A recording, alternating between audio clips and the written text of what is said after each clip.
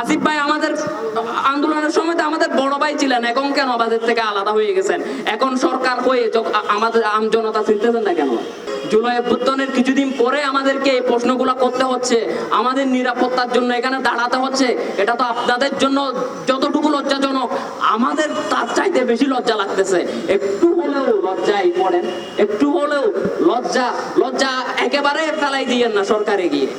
আমার ভাই মরলো কেন? প্রশাসন জবাব চায়। আসিফ নাহিদ জবাব দেয়। আমার ভাই মরলো কেন?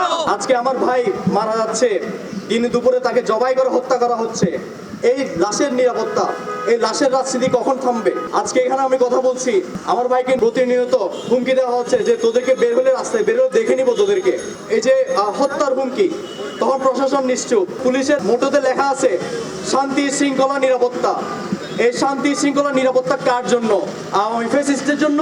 তাদেরকে ক্যান্টনমেন্টে লুকিয়ে রাখার জন্য নিরাপত্তা, নাকি আমাদের সাধারণ জনগণের নিরাপত্তা? জুলাই মেসাকারের ঘটনা নিয়ে যে রাজনৈতিক ব্যবসা করা যায়, বিক্ষিপ্ত হত্যাকাণ্ড নিয়ে সেই রাজনৈতিক ব্যবসা করা যায় না। এই রাজনৈতিক ব্যবসা করেছিল ঠিক একইভাবে আওয়ামী ফ্যাসিস্ট দল ৭১-এ শহীদ হওয়া শহীদের লাশের সংখ্যা নিয়ে। আমরা আশা রাখতেছি আপনারা তাদের পথে হাঁটবেন না এবং জনগণের প্রতিনিধি হয়ে উঠবেন। এই সরকারের কাছে মানুষের আশা কি? যে এই সরকার মানুষের যে বেসিক মৌলিক যে সমস্ত চাহিদা এগুলাকে পুরা করবে। যে দেশে যে সমস্ত জিনিস ছিল না, ইনসাফ ছিল না, দেশের মধ্যে এরকম নিরাপত্তা ছিল না, মানুষের জানের মানের ইজ্জতের সিকিউরিটি ছিল না, এইগুলা দেশে ফিরে আসবে।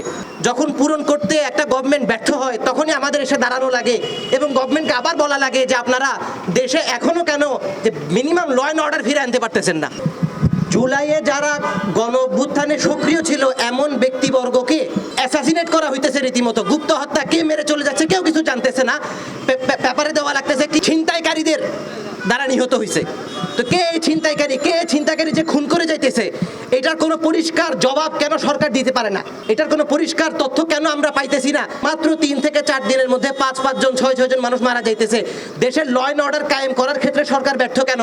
তো এই জন্য আজকে আমরা এখানে দাঁড়াইতে বাধ্য হয়েছি। তো আমি এই জন্য বলতে চাই, সমস্ত পলিটিক্যাল কানেকশন এবং প্রশাসনের সাথে কানেকশনের ঊর্ধ্বে উঠে সরকার যাতে সুস্পষ্ট অ্যাকশন নেয় এবং সমস্ত অপরাধীদেরকে আইনের আওতায় নিয়ে আসে।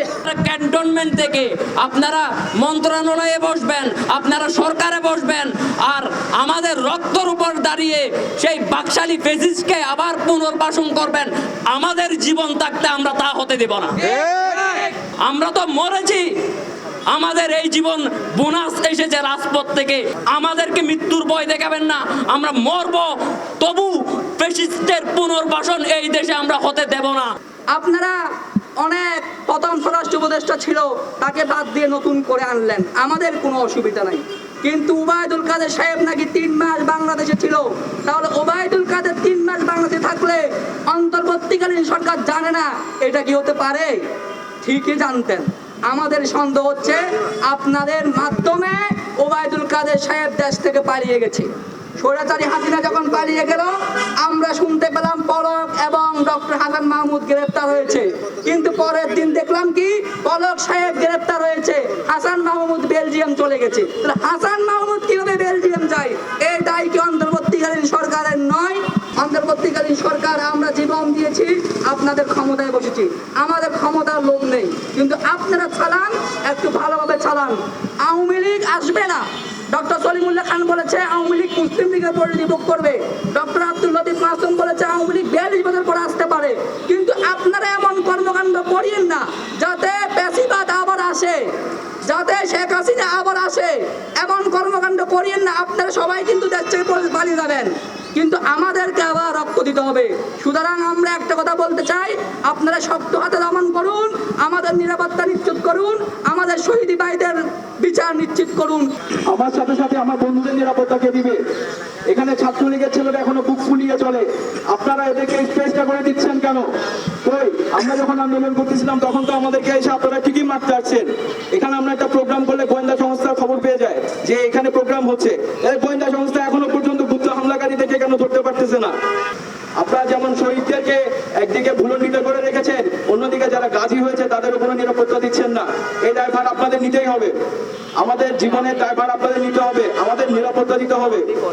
চট্টগ্রামের আওয়ামী গুন্ডা ফ্যাসিস্ট সন্ত্রাসী যখন ফেসবুকে ওপেন স্ট্যাটাস দেয় যে আজকে থেকে গেরিলা যুদ্ধ শুরু হবে, তখন গেরিলা যুদ্ধ শুরু হওয়ার কিছুক্ষণের মধ্যেই আমাদের যে আন্দোলনের যে সমন্বয় ছিল মিনহাজ রাফি, তার উপরে তার বাসার সামনে হত্যা করা হয়।